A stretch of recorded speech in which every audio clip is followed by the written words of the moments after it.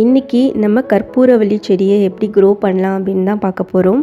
இது நம்ம ஓமவல்லின்னு கூட சொல்லலாம். இது வந்து கோல்டுக்காக யூஸ் பண்ணுறாங்க, கோல்ட் காஃப் ப்ராப்ளம் இருக்கிறவங்களுக்கு. வந்து பார்த்திங்கன்னா என்னுடைய ஒரு ஓல்டு பிளான்ட்டு இது வந்து அப்ரூட் ஆகிடுச்சு. அதனால் செடி கொஞ்சம் சரியாக வரலை. ஸோ இதிலேருந்து நான் எப்படி வந்து ஒரு பிளான்ட் வந்து நம்ம உருவாக்கலான்னு பார்க்கலாம். இது இந்த மாதிரி சின்னதாக நம்ம எடுத்துக்கிறணும். இந்த மாதிரி இதில் வச்சோம்னாலே போதும், வந்துடும். இந்த மாதிரி எடுத்து நம்ம மண்ணில் வச்சிடணும். நான் ஆல்ரெடி வச்சுருக்கேன், நல்லா தளன்னு வளர்ந்துருக்கு. இதுதான் அந்த புது பிளான்ட். இது வந்து ஒரு 2 வீக்ஸ் ஆகிடுச்சு. பார்த்திங்கன்னா ஒரு 1 வீக்லேயே நல்லா கொஞ்சம் தளன்னு இருக்க ஆரம்பிச்சிது. அதுக்கப்புறமா லீஃபும் வந்து கொஞ்சம் பெருசாக இருக்குது. நல்லா ஸ்ட்ராங்காக அது இதாக வளருது. லீஃபும் புதுசாக வர்றது வந்து ரொம்ப பெருசாக இருக்குது. பார்த்திங்கன்னா கொஞ்சமாக ஹைட்டாக இருக்குது. பார்த்திங்கன்னா பிளான்ட் கொஞ்சம் கொஞ்சமாக க்ரோ ஆகிட்டே இருக்குது. அதோடய லீஃபும் கொஞ்சம் நல்லா பெருசாக இருக்குது.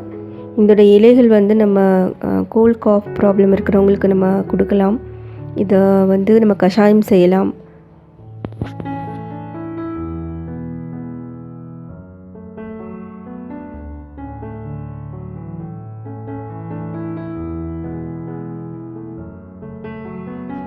கொஞ்சம் நல்லா ப்ராடாக பெருசாக வளர ஆரம்பிச்சிருச்சு. ஒரு சின்ன இது தான் நான் வச்சேன்.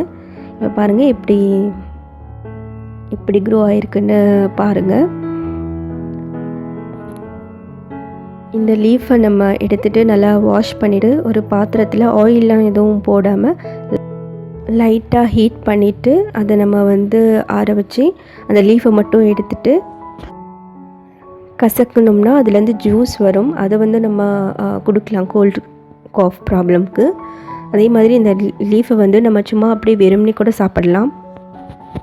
இந்த பிளான்ட்டுக்கு நிறைய மெடிசினல் ப்ராப்பர்ட்டிஸ் இருக்குது. நீங்களும் இந்த பிளான்ட்டை உங்கள் வீட்டில் க்ரோ பண்ணுங்கள்.